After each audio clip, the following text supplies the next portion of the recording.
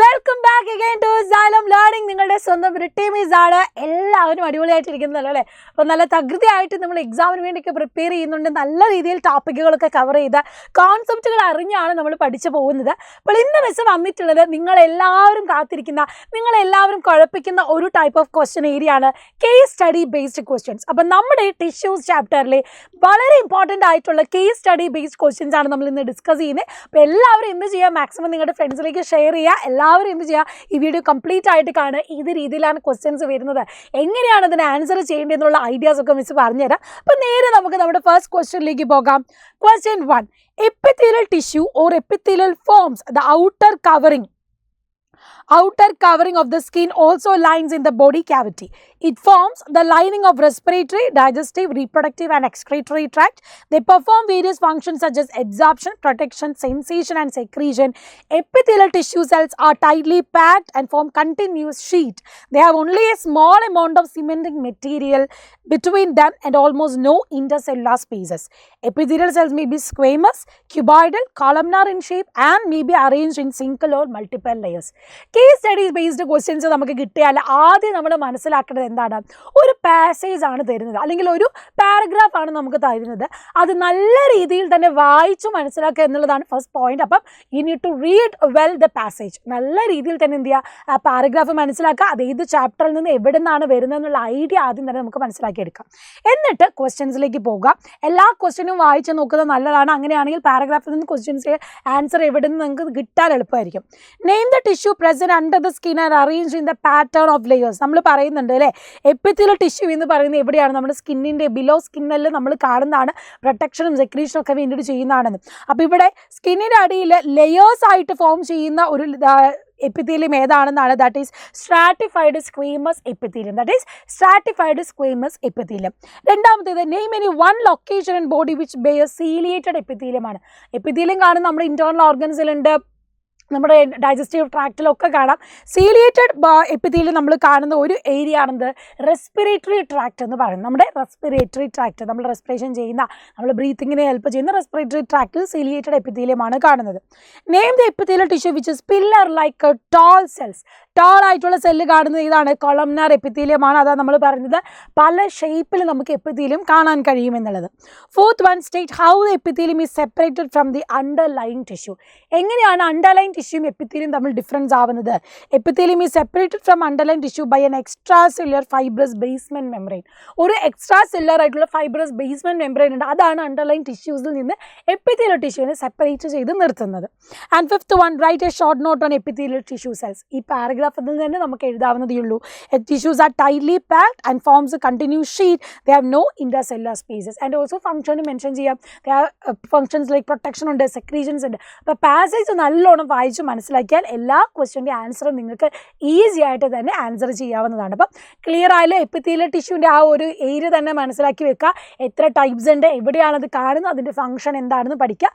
Cuboidal, ciliated, columnar, സ്ക്വീമസ് ഇതൊക്കെ പഠിച്ചു വെക്കേണ്ടതാണ് കേട്ടോ. അടുത്ത് നോക്കാം. Read the passage given below and answer the question. Meristematic tissue contain undifferentiated cell which are building blocks of specialised plant structure. Cells foaming the tissues are very active and have dense cytoplasm, thin cellulosic blobs and prominent nuclei. The new cells produced by meristems are initially like those of meristem. അപ്പോൾ meristematic tissues നമുക്കറിയാം, പ്ലാന്റ്സിൽ meristematic ടിഷ്യൂസും ഉണ്ട്, permanent ടിഷ്യൂസും ഉണ്ട്. Actively divide ചെയ്യുന്ന growing പാർട്ടിൽ നമ്മൾ കാണുന്നത് ഈ type of meristematic ടിഷ്യൂസാണ്. അതിൽ തന്നെ നമ്മൾ apical meristem, intercalary meristem, lateral meristem ഒക്കെ കാണുന്നുണ്ട്. ഈ ഫിഗർ എല്ലാം ഓർത്ത് തന്നെ വെക്കാം കേട്ടോ. ഫസ്റ്റ് ക്വസ്റ്റ്യൻ നോക്കാം. Which of the following is not a defining property of meristem. മെരിസ്റ്റത്തിന് ഡിഫൈനിങ് പ്രോപ്പർട്ടി അല്ലാത്തത് ഏതാണെന്നാണ് ചോദ്യം. ഇവിടെ നിങ്ങൾക്ക് കാണാൻ കഴിയും, കണ്ടെയ്ൻസ് അൺഡിഫറൻഷിയേറ്റഡ് സെൽ. അതെ, മെരിസ്റ്റംസിൽ അൺഡിഫറൻഷിയേറ്റഡ് സെൽസ് ആണ് കാണുക. Meristem has quality of cell renewal, പുതിയതായിട്ട് റിന്യൂ ചെയ്ത് ഉണ്ടാവാനുള്ള കഴിവുണ്ട്. They have single large and prominent nucleus. അല്ലേ, ലാർജ് ന്യൂക്ലിയസ് ഉണ്ട്, സെൽ വോൾ വളരെ തിന്നായിരിക്കും. അപ്പം ഈ ഒരു ഫീച്ചേഴ്സ് ഒക്കെ എന്തിൻ്റെയാണ്, മെരിസ്റ്റമാറ്റിക് ടിഷ്യൂസിൻ്റെ ആണ്. പക്ഷേ they exhibit the property of food storage എന്ന് പറയുന്നത് മെരിസ്റ്റമിൻ്റെ അല്ല, അത് പെർമനന്റ് ടിഷ്യൂസിൻ്റെ ആണ്. നമ്മൾ പാരൻകൈമിൽ പഠിക്കുന്നതാണ്. മെരിസ്റ്റമാറ്റിക് ടിഷ്യൂസ് കണ്ടെയ്ൻസ് എന്തൊക്കെയാണ് കണ്ടെയ്ൻ ചെയ്യുന്നത്? Dead cells of varying shapes ആണോ? അല്ല, they are living cells. Large nucleus with vacuole ആണോ? ലാർജ് ന്യൂക്ലിയസ് വിത്തൗട്ട് വാക്യൂൾ ആണോ, നോ ഇൻ്റർസെല്ലുലാർ സ്പേസ് ആണോ? നമ്മൾ പഠിക്കുന്നതാണ് എന്താണ്, ലാർജ് ന്യൂക്ലിയസ് ആണ്, without vacuole and no intercellular space. അപ്പോൾ ഇവിടുത്തെ കറക്റ്റ് ഓപ്ഷൻ ഏതാണ്? 3 and 4 ആണ് കേട്ടോ. അപ്പോൾ കണ്ടിന്യൂസ് ആയി ഡിവൈഡ് ചെയ്യാൻ അവർക്ക് കപ്പാസിറ്റി ഉള്ളത് എന്തുകൊണ്ടാണ്? ഈ ഫീച്ചേഴ്സുകൾ അവർക്ക് ഉള്ളത് കൊണ്ടാണ്. ഇനി select the incorrect match. Meristematic tissue growth tissues പറയുന്നുണ്ട്. Apical meristem growing tips of stem and റൂട്ടിൽ കാണുന്നു. Lateral meristem plant elongation, intercalary meristem leaf base. നമ്മൾ പഠിക്കുന്നതാണ് ലാറ്ററൽ മെരിസ്റ്റം എന്താണ്, ഗേർത്ത് ഇൻക്രീസ് ചെയ്യാൻ, ആ ഒരു പ്ലാന്റിന്റെ വണ്ണം കൂട്ടാനാണ് സഹായിക്കുന്നത്. അപ്പോൾ അത് മാറിപ്പോവരുത്, ഇലോങ്ങേഷൻ അല്ല. Identify the incorrect statement from the following. Cells keep dividing the meristematic zone. Meristem produce new cells which are similar in appearance initially but changes later. Meristematic tissues lack vacuole. Lateral meristem act as a promeristem. Lateral meristem ആണോ promeristem ആയിട്ട് act ചെയ്യുന്നത്? അല്ല, അവിടെ act ചെയ്യുന്നത് ആരാണ്? Epical meristem ആണ് കേട്ടോ. അത് മാറിപ്പോവരുത്. എപ്പിക്കൽ മെരിസ്റ്റം ആണ് പ്രോമെരിസ്റ്റം ആയിട്ട് ആക്ട് ചെയ്യുന്നത്. അപ്പോൾ ഇവിടുത്തെ റോങ് അല്ലെങ്കിൽ ഇൻകറക്റ്റ് സ്റ്റേറ്റ്മെന്റ് എന്ന് പറയുന്നത് ഡി ഓപ്ഷനിലാണ്.